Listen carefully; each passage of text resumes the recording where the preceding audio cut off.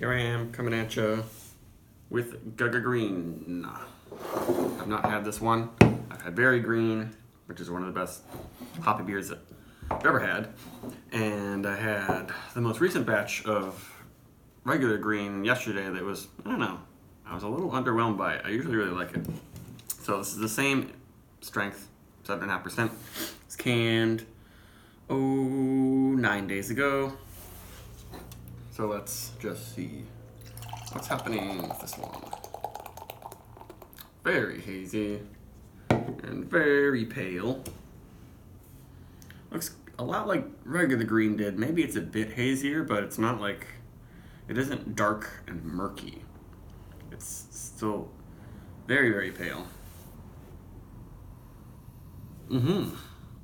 Definitely an amped up aroma, but it doesn't smell more herbaceous and green, I wouldn't say, at least off the bat. It's bringing up more pina colada, creamsicle, like vanilla, melon. It smells very cool, I would say, for some reason.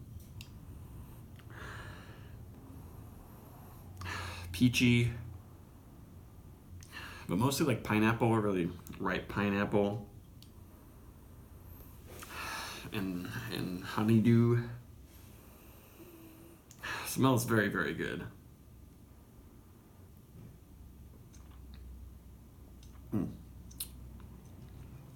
Pretty good sized body, but once again, like I've been saying about all these Galaxy beers from Treehouse, that Galaxy seems to just amp up the oiliness of the feel and the prickliness and the spiciness and everything. It doesn't necessarily seem to make the beers as soft and delicate and silky on the tongue.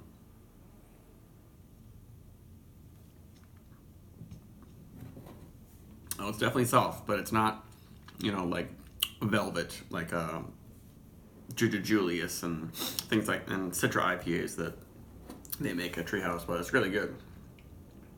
And I don't think it's not too chalky, it's not too bitter. After one sip, it seems less bitter than the regular green, but I'll have to try a few more.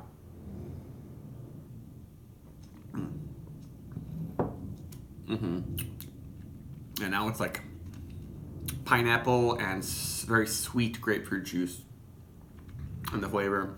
A touch of texture on the tongue, more powdery than like chalky. And now it's getting more spicy, a little herbaceous now. The smell is still really fruity and creamy.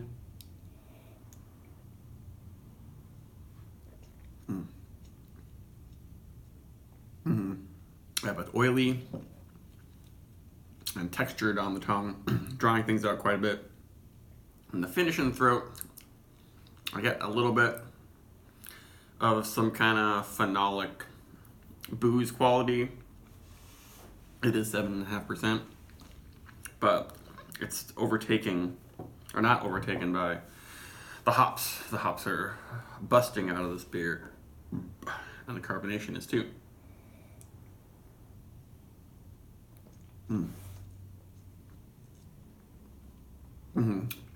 It's really, really good.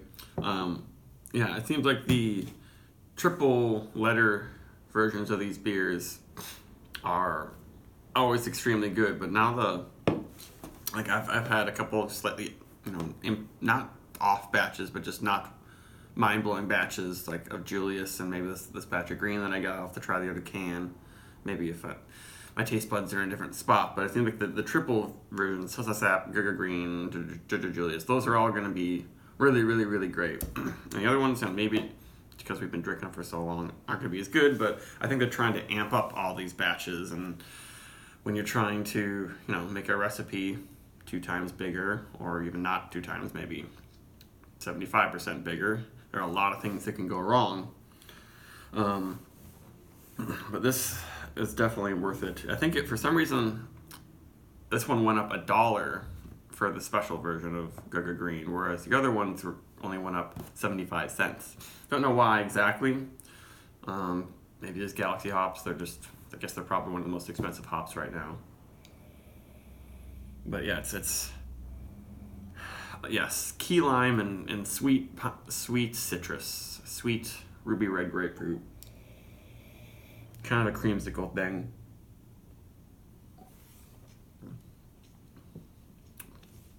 With pineapple, but everything turns a little bit less ripe in the flavor. I'm still getting creaminess and still getting kind of a vanilla quality, which is really nice. Yeah, this is a very good beer.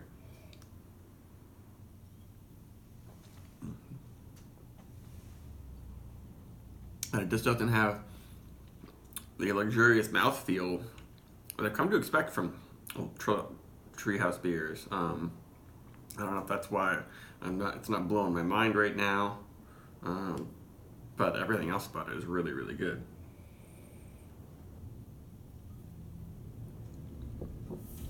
I'll definitely give it a 4.5. And it's also, I'm drinking it pretty quickly.